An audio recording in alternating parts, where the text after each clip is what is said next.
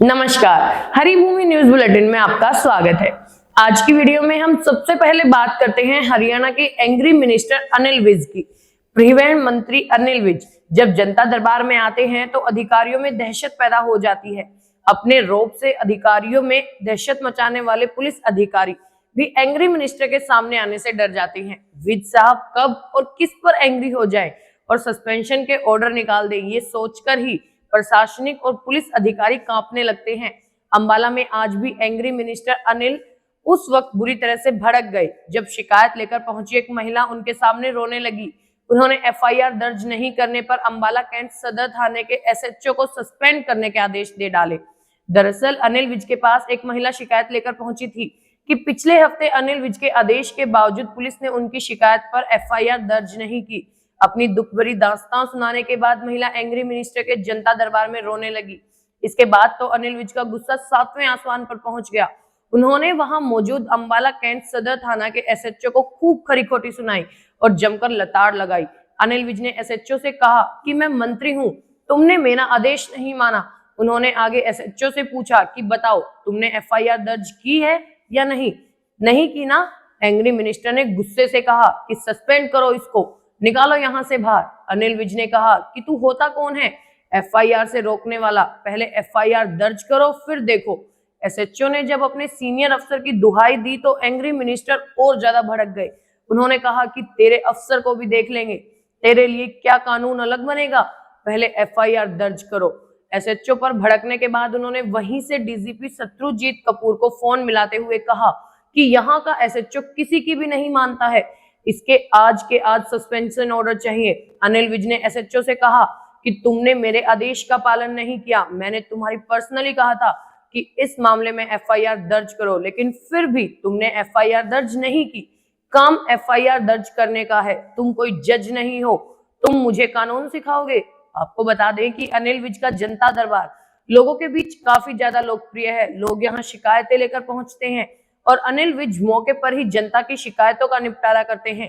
अंबाला छावनी के PWD rest house में अनिल विज के जनता दरबार में फिरियादियों की लंबी कतार लगी रहती है। लोगों को एंग्री मिनिस्टर का स्टाइल बहुत भाता है।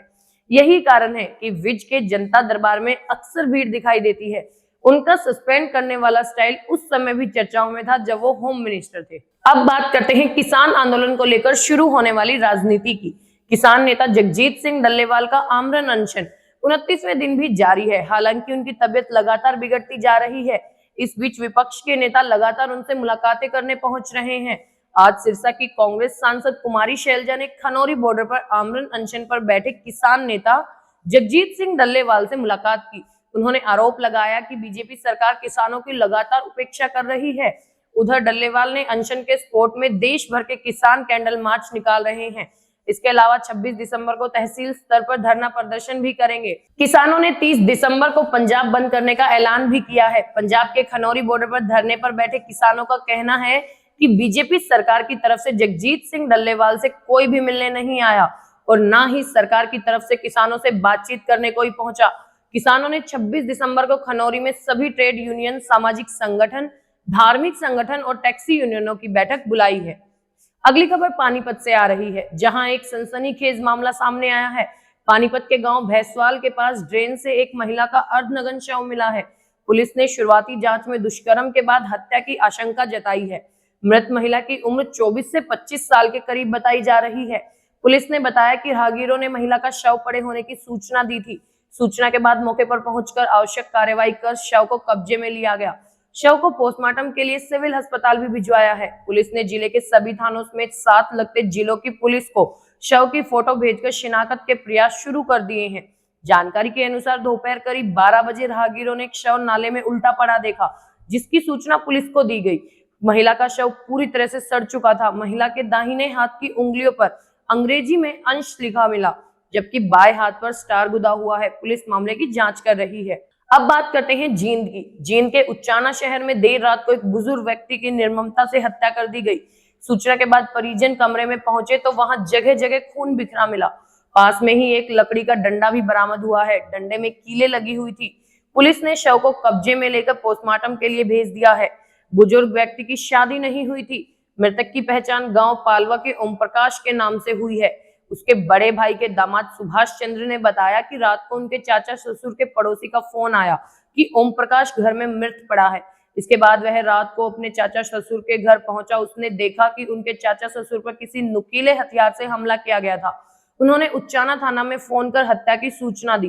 पुलिस ने मौके पर पहुंचकर मामले की जांच की। अब बात करते हैं पलवल की। पलवल जिला कोर्ट में एक इंस्पेक्टर को 6 महीने कैद की सजा सुनाई गई है और 200 रुपए का जुर्माना भी लगाया गया है। आरोप है कि आरोपी ने कोर्ट के फैसले की अवहेलना की। इंस्पेक्टर को साल 2023 में एक आरोपी को गिरफ्तार करने का आदेश दिया गया था, लेकिन उन्होंने उसे गिरफ्तार नहीं किया। उस समय दोषी इंस्पेक्टर नूह में तैनात है और जब इस मामले को लेकर जांच शुरू हुई थी तब वो पलवल के सदर थाने के प्रभारी थे। बताया जा रहा है कि इंस्पेक्टर रामचंद्र पर कोर्ट के आदेश की अवहेलना करने का मामला साल 2023 से चल रहा है। उस समय वे जुर्माना भरकर जेल जाने से बच गए थे। उससे पहले पलवल जिला कोर्ट में घरेलू झगड़े का एकल मामला सामने आया। इसमें एक महिला सत्यवती अपने पति सुभाष से गुजारा भत्ता मांग रही थी, लेकिन पति उसे गुजारा भत्ता नहीं देना चाहता था। कोर्ट में मामले की सुनवाई हुई तो कोर्ट ने महिला की मांग को जायज माना और आदेश दिया कि सुभाष को हर महीने 3000 रुपए अपनी पत्नी को बतौर गुजारा भत्ता देना होगा। गुजारा भत्ता न देने पर पुलिस इंस्पेक्टर को आदेश दिया गया कि वो सुभाष को गिरफ्तार करे। कोर्ट ने यह भी आदेश दिया कि अगर सुभाष कोर्ट में 1,65,000 रुपए जमा कर दे तो उसे गिरफ्तार नहीं किया जाएगा। ये आदेश तत्कालीन सदर थाना प्रभारी इंस्पेक्टर रामचंद्र को दिए गए। कोर्ट के आदेश के बाद भी उन्होंने आरोपी को गिरफ्तार नहीं किया, इसलिए आज कोर्ट ने उन्हें सजा सुनाई। अंत में बात करते हैं मौसम की। उत्तरी भारत में इन दिनों कड़ाके की सर्दी पड़ रही है। पहाड़ों पर जमकर बर्फबारी हो रही है, जिसके चलते मैदानी इलाकों में भी ठंड का प्रकोप है। मौसम विभाग ने हरियाणा में घनी धुंध का अलर्ट जारी किया है। खासतौर पर 6 जिलों में शीतलहर चलेगी। इनमें सिरसा, फतेहाबाद, अंबाला, पंचकुला, यमुनानगर और करनाल शामिल हैं।